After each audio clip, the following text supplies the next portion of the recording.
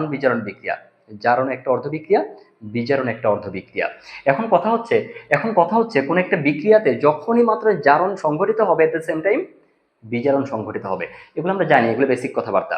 But but পরীক্ষা অনেক সময় আসে খ নাম্বারে যে জারণ বিজারণ যুগপদ সংঘটিত হয় মানে কি একই সময়ে সংঘটিত হয়, ব্যাখ্যা করো। অনেক সময় কনফিউজ হয়ে যাও। কনফিউজ হওয়ার কিছু নাই। আজকে আমরা জারণ বিজারণ রিলেটেড কোশ্চেন যেভাবেই থাকুক না কেন, জারণ বিজারণের আজকে আমরা একদম সন্ধি বিচ্ছেদ করে ছাড়বো। সোজা কথা, জারণ বিজারণের যা কিছু জানা প্রয়োজন আজকে ক্লাসের মাধ্যমে ইনশাল্লাহ তোমরা ক্লিয়ার হয়ে যাবা। কানেক্টেড। জারণ কি, প্রথমত জারণ কি বিজারণ কি ডেফিনেশনে আমি পরে যাব। আগে আসো জারণ সংখ্যা কাকে বলে এটা একটু জেনে আসি। কি বলছি আমি? জারণ সংখ্যা বা জারণ মান। ওকে, কি লিখছি আমি? জারণ সংখ্যা। জারণ সংখ্যা কি জিনিস তোমরা সংজ্ঞা পড়ছো, মুখস্থ করছো অনেকে। কি পড়ছো? যে যৌগ গঠনের সময় কোন একটা ধাতব পরমাণু যতটি ইলেকট্রন দান করে অথবা অধাতব পরমাণু যতটি ইলেকট্রন গ্রহণ করে সেই সংখ্যাটাই হচ্ছে তার জারণ সংখ্যা, তাই না? সহজ কথায় আরেকটু ফর্মাল ভাবে পড়ছিলা, কি পড়ছিলা? যে যৌগ গঠনের সময় ধাতব পরমাণু যে কয়টি ইলেকট্রন দান করে যত সংখ্যক ধনাত্মক আয়নে পরিণত হয়, আবার গ্রহণ করে যত সংখ্যক ঋণাত্মক আয়নে পরিণত হয়, ওই সংখ্যাটাই হচ্ছে তার জারণ সংখ্যা। তারপরে কি করছিলা, বিষয়টা কি ছিল বলো তো আমাকে? So sodium positive plus chlorine negative, এই দুইটা মিলে কি হয়েছে? সোডিয়াম ক্লোরাইড একটা লবণ তৈরি হয়েছে। নাইস নাইস, এই রিঅ্যাকশনটা তোমরা দেখে অভ্যস্ত। এখন আর আমি যদি বলতাম যে সোডিয়াম ইলেকট্রন দান করে যে সোডিয়াম পজিটিভ আয়নে পরিণত হয়েছে +1, এটাই হচ্ছে সোডিয়ামের জন্য জারণ মান বা জারণ সংখ্যা। ভালো কথা। আবার ক্লোরিন কি করছে? একটা ইলেকট্রন গ্রহণ করছে বিধায় মাইনাস ঋণাত্মক। এই যে আমরা যেটা জানি, যে কথাটা বারবার আমি বলি, কি বলি? যে দান করলেই ধনাত্মক, গ্রহণ করলে ঋণাত্মক। এই যে সোডিয়াম দান করছে, মাইনাস করছে, এই জন্য ধনাত্মক প্লাস, দান ধনাত্মক, গ্রহণ ঋণাত্মক। মানে গ্রহণ করছো, কারো কাছ থেকে কিছু নিছো, তুমি ইলেকট্রন নিছো, টাকা পয়সা যাই নিছো, গ্রহণ করছো, নিলে কি হয়েছে? তুমি ঋণী হয়েছো, ঋণাত্মক মাইনাস। অর্থাৎ এখানে কত? -1। -1টা কিসের মান বলতো? জারণ সংখ্যা, জারণ মান। কার জারণ মান? ক্লোরিনের জারণ মান। যাবো ওইদিকে, আমি যাবো। তাহলে আমি যদি সোডিয়াম ক্লোরাইড সিম্পলি এই যৌগের দিকে ফলো করি, তাহলে তো আমরা বলতেই পারি, কি বলতে পারি? সোডিয়ামের জারণ মান +1, ক্লোরিনে -1, যেটা প্রসিডিউরটা আমরা আগেই জানি। এখন কথা হচ্ছে সোডিয়াম ধাতু দান করে সোডিয়াম পজিটিভ হয়, ওই ইলেকট্রনটাই কি করছে? এই ইলেকট্রনটাই ক্লোরিন আলটিমেটলি গ্রহণ করে ক্লোরিন নেগেটিভ হয়েছে। ভালো কথা। কিন্তু কোন একটা যৌগ দেওয়া আছে, কি দেওয়া আছে? যে কোনো একটা যৌগ তুমি চিন্তা করো, এই যৌগের মধ্যে কে দিচ্ছে, কে গ্রহণ করছে, এগুলো আইডেন্টিফাই করা, বের করা, তারপরে জারণ বিজারণ বের করা, এগুলো ক্রিটিক্যাল বিষয়। এজন্য কোন একটা যৌগের মধ্যে আমরা কিভাবে একটা মৌলের জারণ মান বের করে ফেলতে পারি তা আমরা শিখবো। তোমরা জানো, কি জানো? যেমন সালফিউরিক অ্যাসিডে আমি যদি বলতাম যে সালফারের যেটার উপর স্টার দিছি, কি? সালফারের জারণ মান বের করতে হবে। কেমনে বের করছো? কিভাবে বের করেছো? সালফারের জারণ মান বের করতে আমি বলেছি, যার জারণ মান বের করতে হবে সেটাকে আমি x ধরলাম। এখন কথা হচ্ছে হাইড্রোজেনের জারণ মান কত স্যার? +1। আমরা জানি +1। হাইড্রোজেন আছে কয়টা? 2টা। নাইস। সালফারের জন্য কি ধরবো? আগে বলছিলাম, যার জারণ মান বের করবো তাকে x ধরলাম, x প্লাস দিব। অক্সিজেনের জারণ মান কত? -2। অক্সিজেন আছে কয়টা? 4টা আছে।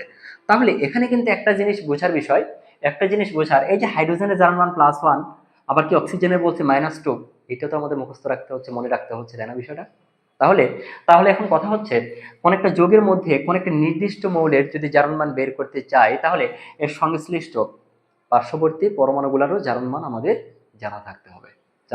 এখন কথা হচ্ছে, স্যার এগুলো তো মুখস্থ করা অনেক ক্রিটিক্যাল, 118টা মৌল আছে, কেমনে কি করব? এখন আমি বলবো কিছু ট্রিক্স আছে, টেকনিক আছে। তোমরা জানো অনেকে, কি জানো? 1 নাম্বার গ্রুপে যারা আছে, পর্যায় সারণীর চার্টটা পড়ার টেবিলের সামনে টাঙায় রাখবা। পর্যায় সারণীতে 1 নাম্বার গ্রুপে যারা আছে প্রত্যেকের জারণ মান +1। কি বলছি আমি? পর্যায় সারণীতে যাদের গ্রুপ নাম্বার 1, গ্রুপ কলাম, তাই না? কলাম কোনটা, উপর থেকে নিচে? সারি কোনটা, বাম থেকে ডানে? পর্যায় সারণী চিনো তো? এগুলো তো এসএসসি লেভেলে যারা আছে 26 পরীক্ষার্থী, এগুলো নিয়ে কথা বাড়ানোর প্রয়োজন নাই, এগুলো একদম তোমাদের কাছে ক্লিয়ার। এখন গ্রুপ 1 বা কলাম 1 বলছে, কলাম কোনটা উপর থেকে নিচে? কলা কি গাছে কলা উপর থেকে নিচে ঝুলে থাকে না? তাহলে কলা হচ্ছে কলাম নিচ থেকে উপর থেকে নিচের দিকে থাকবে, যেটা এটা কলাম গ্রুপ বলছে আমি, বলা যায়। সো গ্রুপ 1 এর যারা থাকবে তাদের জারণ মান কত? +1। আবার যদি বলতাম গ্রুপ গ্রুপ 2 যাদের তাদের জারণ মান +2। এখন কথা হচ্ছে স্যার গ্রুপ 1 এর +1 কেন, গ্রুপ 2 এর +2 কেন, এটা কই থেকে আসছে, কে বানাইছে? বাট মূল কথা হচ্ছে গ্রুপ 1 এ যারা আছে প্রত্যেকের শেষ কক্ষপথে একটা করে ইলেকট্রন থাকে। তুমি যেদিকেই তাকাও, হাইড্রোজেনের শেষ কক্ষপথে একটা, লিথিয়ামের শেষ কক্ষপথে একটা, সোডিয়ামের শেষ কক্ষপথে, পটাশিয়ামের শেষ কক্ষপথে একটা ইলেকট্রন, রাইট? সো যৌগ গঠনের সময় তারা যেহেতু 1 নম্বর গ্রুপের সবাই ধাতু, আমরা বলছি আগেই ধাতু দান করে, ধাতু অলওয়েজ ইলেকট্রন দান করে। ধাতু কয়টা দান করবে? এই যে বললাম শেষ কক্ষপথে প্রত্যেকের, গ্রুপ 1 নম্বরে যারা আছে প্রত্যেকের শেষ কক্ষপথে একটা আছে, এই জন্য তারা একটা ইলেকট্রন দান করতে পারে। আর একটা ইলেকট্রন দান করলে কি হবে? একটা প্লাস আয়নে পরিণত হবে, দান করলে ধনাত্মক মানে প্লাস প্লাস মানে পরিণত হবে। এগুলোতে ডিটেলস যাবো না, এগুলো মাথায় রাখা ট্রাই করো। আবার যদি আমি বলতাম যে গ্রুপ 17 নম্বরের হ্যালোজেন যারা আছে -1 হয়, তাই না? যাই হোক, এগুলো একটু মাথায় রাখা ট্রাই করবা। আর ছোটখাটো কয়েকটা বিষয় আমি বলে রাখি, সেটা হচ্ছে যেমন ধর কোনো একটা মৌলের অণু স্যার, এটা আবার কি জিনিস? মৌলের অণু কি? যেমন ধর আমি যদি অক্সিজেনের কথা বলতাম, হাইড্রোজেনের কথা বলতাম, ক্লোরিন 2, তাই না?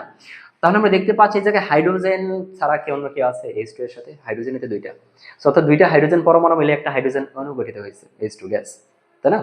এখন মূল কথা হচ্ছে তাহলে তার জারণ মান হবে গোল্লা 0। অক্সিজেনের জারণ মান কত? 0। ক্লোরিনের জারণ মানও 0 হবে। কারণ কি? তারা মৌলের অণু, তারা অন্য কোনো পরমাণুর সাথে কানেক্টেড অবস্থায় নাই, তারা সিম্পলি মৌলের অণু হিসেবে আছে। ফাইন, এটা নিয়ে কথা শেষ। আরেকটা কথা বলে রাখি, সেটা হচ্ছে যখন আমরা কোন একটা বিক্রিয়ার মধ্যে দেখবো, আমরা বিক্রিয়া দেখাবো, কোন একটা বিক্রিয়ার মধ্যে যখন আমরা দেখবো যে একক ধাতব পরমাণু আছে, ধাতব পরমাণু কি বলতে পারে? জিঙ্ক হইতে পারে, তোমার ইচ্ছা, ফাইন, ম্যাগনেসিয়ামও থাকতেই পারে। তখন তখন এগুলোর জন্য, অর্থাৎ একক ধাতব পরমাণুর ক্ষেত্রে জারণ মান 0 হবে। প্র্যাকটিক্যালি দেখাই, এখানে যা বলছি এগুলো কি বলছে অ্যাকচুয়ালি এবার তুমি ক্লিয়ারলি বুঝে নাও। ফাইন, বাট এই জায়গায় যা করতেছিলাম, এই জিনিসটাকে খেয়াল খতম করি। কি করতেছিলাম? সালফিউরিক অ্যাসিডে সালফারের জারণ মান বের করবো, মনোযোগ দিবা। তাহলে এখানে হাইড্রোজেনের জারণ মান +1 × 2, ফাইন। সালফারের জন্য X প্লাস, অক্সিজেনের কত? -2, অক্সিজেন আছে করে 4টা, ফাইন। এবার বলো তো সালফিউরিক অ্যাসিডের উপরে কি প্লাস মাইনাস কিছু আছে? কিছু নাই। এর যৌগ এটা যৌগ না, এর উপর তো প্লাস মাইনাস থাকার প্রসঙ্গে আসে না। কারণ কি? তারা একজন আরেকজনকে দিয়ে আদান প্রদান করেই তো মিউচুয়াল হয়েছে, সোজা কথা নিউট্রাল হয়েছে, অর্থাৎ 0 হবে। লিখলাম 0। এবার আসে এক্স এর মানটা আমি বের করবো, একদম শর্টকাটে করি। শর্টকাট কিছুই না, 4 × 8 -8, এই পাশে গেলে +8 হবে, হইলো।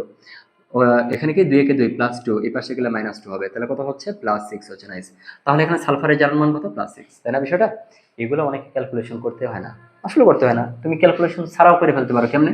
যেমন অক্সিজেনের -2 বলছে, তাহলে 4 × 8 মানে -8, নাইস।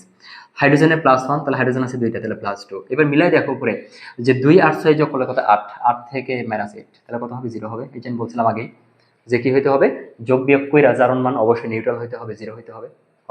সো এটা আমরা বুঝলাম, আমি ধরে নিলাম যে কোনো একটা যৌগ থেকে তুমি জারণ মান বের করতে পারো। আরেকটা দিই, কি দিব বলো? Nitric acid HNO3, nice. HNO3, এখানে নাইট্রোজেনের জারণ মান কত? সো হাইড্রোজেনের +1 দিলাম, অক্সিজেনের কত? -2 আবার 3, তাহলে কত হবে? 3 × 6, তাহলে 0 হইতে গেলে, 0 মিলাইতে গেলে অবশ্যই এখানে +5 হইতে হবে। +1 +5 কত হইলো? +6, -6 ইজ ইকুয়াল টু কত হবে? 0 হবে। মানে 0 মিলাইতে গেলে তোমার মধ্যেটাতে যা বসানো প্রয়োজন তা বসাবে। এটা যদি না বোঝা থাকে আগের কথাতে রিপিট করি, আগের কথাতে ফিরে আসি। হাইড্রোজেনের জন্য +1 আছে 1। এবার আসো নাইট্রোজেনের জারণ মান বের করব। নাইট্রোজেনের কত? X ধরলাম X প্লাস। অক্সিজেনের জারণ মান কত? -2 লিখলাম -2। অক্সিজেন আছে কয়টা? 3টা, নাইস, ইকুয়াল টু 0। তাহলে X ইজিক্যাল টু X বাম পাশে রেখে দেবো, 3 × 6 -6, এই পাশে গেলে +6 হবে, +1 এই পাশে গেলে -1 হবে, রাইট? তাহলে এখানে কত হবে? +5 হবে, যেটা আমরা অলরেডি বের করে ফেলছিলাম। নাইস। তাহলে আমরা এই প্রসেসের মাধ্যমে মানে X ধরে যে কোনো যৌগ থেকে যে কোনো মৌলের জারণ মান বের করতে পারি। নাইস। তাহলে এটা নিয়ে আর কোনো কথা নাই। তাহলে জারণ সংখ্যা বের করতে পারা